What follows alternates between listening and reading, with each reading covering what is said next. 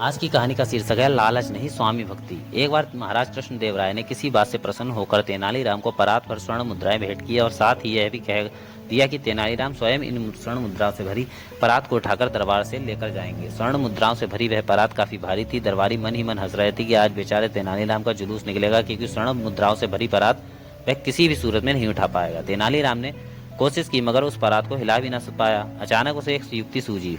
उसने अपनी पगड़ी खोलकर फर्श पर बिछाई और जितनी स्वर्ण मुद्राएं उसमें आ सकी भरकर उसकी एक पोटली बना ली। बाकी मुद्राएं उसने अपने कुर्ते की जेबों में भर ली। फिर पोटली को उसने झोली की भांति पीठ पर लादा और परात उठाकर सिर पर रखी और बाहर की ओर चल दिया।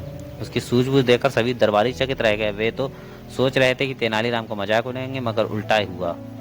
तभी महाराज ने ताली बजाकर वाह वाह कहते हुए उसकी सूझबूझ की प्रशंसा की। उसका अभिनंदन करने के लिए जैसे ही तेनालीराम घूमा, वैसे ही उसकी जेब थोड़ी सी उधड़ गई और कुछ मुद्राएं बिखर गई। तेनालीराम ने गठरी और परात एक और रखी तथा बैठकर स्वर्ण मुद्राएं उठाने लगा। पुरोहित ने चुटकी ली, कितना लालची है, एक परात स्वर्ण मुद्राएं मिली हैं, फिर भी 2-4 के लिए परेशान हो रहा है। दरबारी भी मजा लेने लगे। कोई कहता अरे देखो, इस एक उधर भी है, उधर कुर्सी के नीचे, उधर देखो, दाईं तरफ देखो। इसी प्रकार उससे जलने वाले दरबारी उसे नचा रहे थे। तभी मंत्री ने महाराज से फुसफुसाकर कहा, ऐसा लालची आदमी मैंने अपने जीवन में नहीं देखा।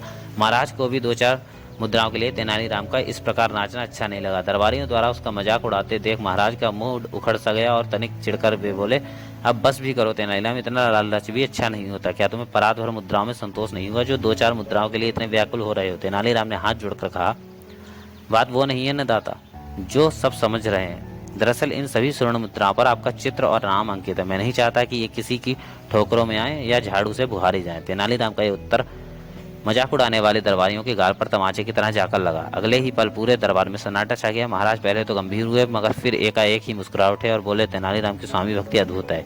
इन्हें एक परात भर स्वर्ण मुद्राएं और दी जाएं तथा दोनों परातों की स्वर्ण मुद्रा सावधानी पूर्वक इनके घर पहुंचाई जाए।